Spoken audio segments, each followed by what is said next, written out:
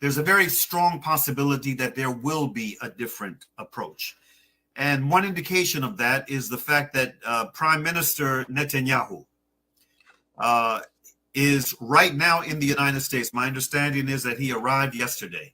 He has been once again, this war criminal has been once again invited to address a joint session of Congress, which he is expected to do tomorrow. I've heard the reports that uncharacteristically, the vice president will not be in the well of Congress tomorrow to observe his address. She will be in another part of the country. This is uncharacteristic to the usual protocol when a foreign visitor comes and receives a honor of this nature. So the combination of, again, the combination of number one, the fact that Joe Biden was forced to make the decision that he will not run for re-election. He was forced to do this. And the reason why he was forced to do this is because of the massive and unsustained pushback that has come from within the public square. I really want to salute especially the young Americans and others, the students, the young students in this country that have been responsible for the encampments, that have been responsible for the massive demonstrations, as well as other groups.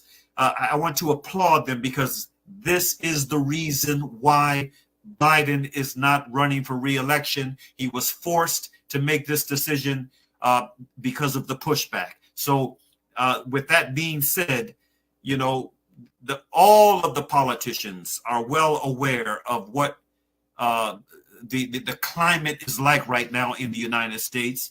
And my feeling is the combination of the political climate being as it is, coupled with this being an intelligent woman who has been able to see, to witness, just like everyone else, the genocide in real time, that this has moved her to sufficiently to take a much different position on apartheid Israel, Zionists, on its lobby operating within the United States than the position that she has had up until now. I'm optimistic.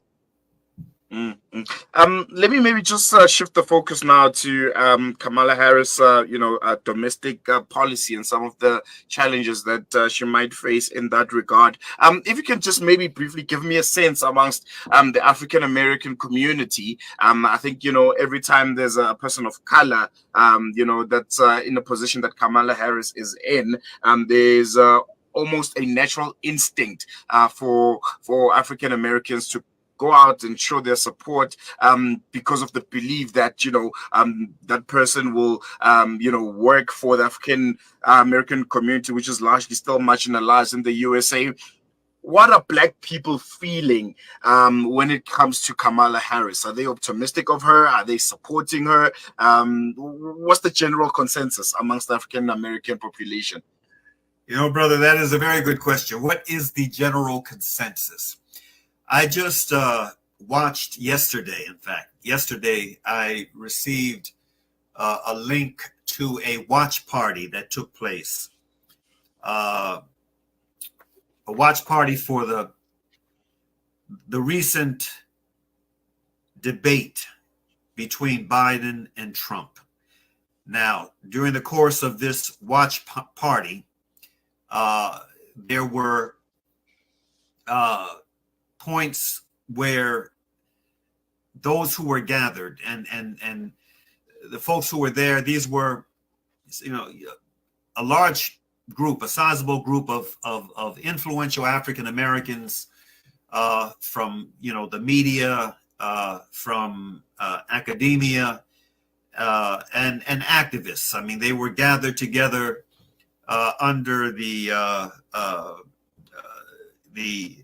in the company of the host, Roland Martin. And so they watched the debate. There were interludes of discussion, commentary, and this went on for about 5 hours. I mean, after the debate ended, of course, it went on for another 2 hours with them engaging in cross-current analysis. Now, within this group of African Americans, I would say that the major thrust was in support of Kamala Harris. And you can find pockets of this kind of support. In fact, I would estimate, if I had to share my opinion, I would estimate that the vast majority of African Americans in the United States are in favor of Kamala Harris assuming this historic position because she is African American, and there is this, as you already pointed out, this feeling of pride, this feeling of wanting to support one of your own, So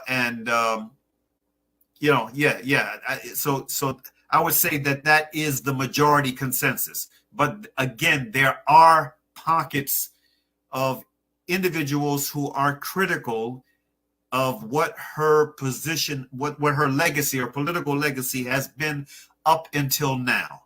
I have been critical of what her, what I understand to have been parts of her political legacy, both as a prosecutor and and most importantly as a district attorney, as a first, I believe, African American and Indian. She has both of these heritages blended in. District attorney for Los Angeles County.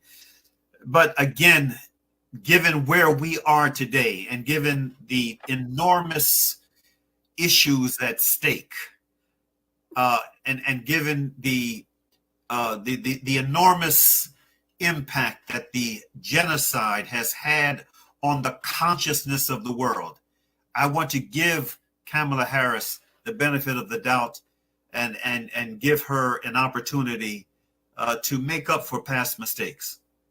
I want us, to shift our focus now to the general election dynamics of the USA. Just considering, the historical context of American racism and sexism. I mean, you have now what could be someone that could possibly tick both boxes of being, a female African American president. What challenges do you see, Harris face in her bid for presidency, and how might she overcome some of these challenges to secure and ultimately, get that tag of presidency of the United States? Well, Madam Harris is going to face enormous challenges, and no doubt. I mean, there will be those who may not be able to give her the benefit of the doubt, as Brother Saalakhan is. And there will be those, no doubt, from the Republican Party, from the MAGA side of the political spectrum, that have already begun, even though she has not been officially anointed or officially chosen to be the standard bearer for the Democratic Party and the elections that are scheduled to take place in November. They're already attacking her. These attacks are going to become even more virulent in the days ahead because she is a historic first.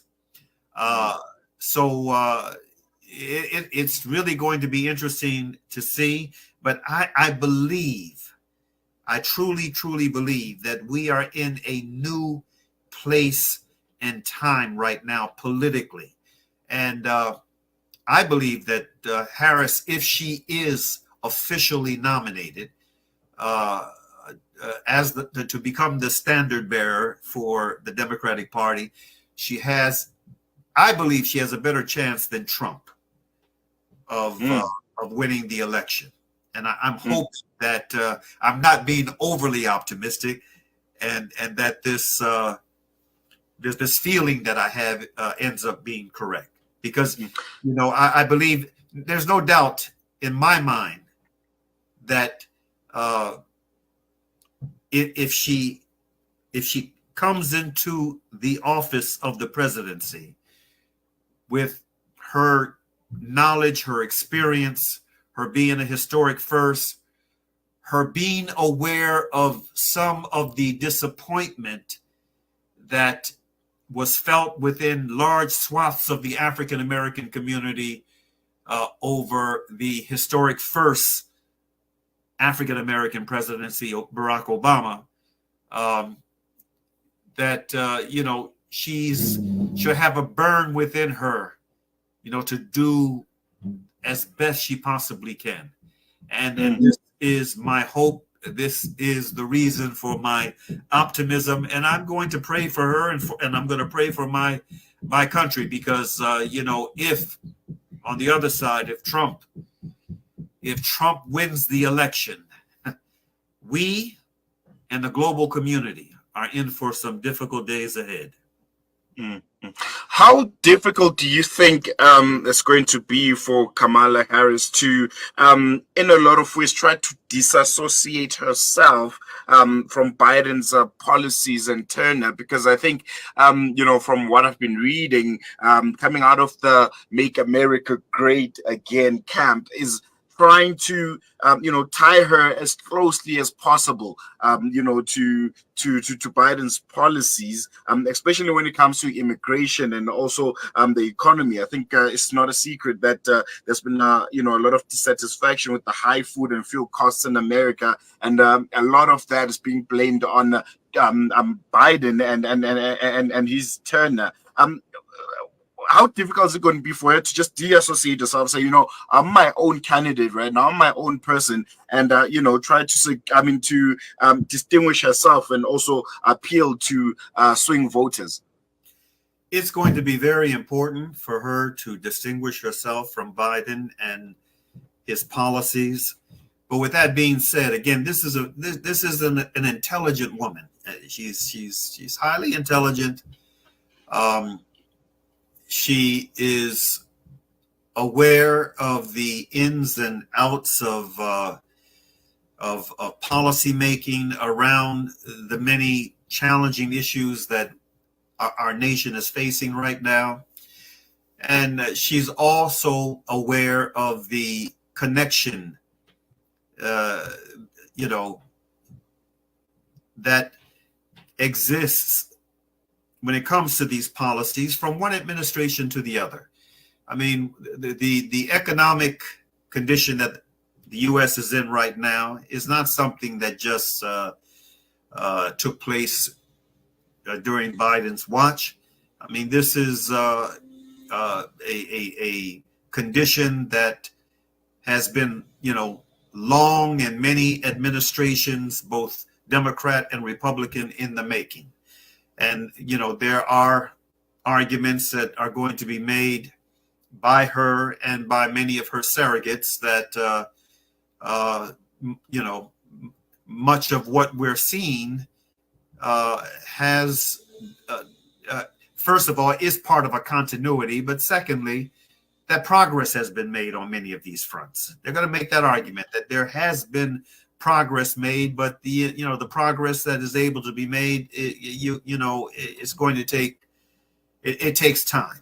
I'm sure that will be the argument that they will make.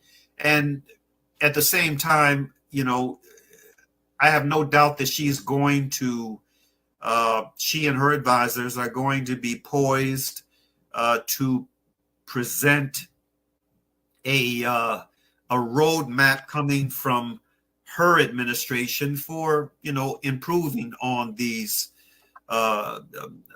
indexes that are of great concern, and justifiably so, to the American electorate. And at the same time, they're going to be pointing out, and quite justifiably, the errors, unintentional or intentional or unintentional, that were made by Trump and his administration when he held office for those 4 years that, we all hope will not be repeated.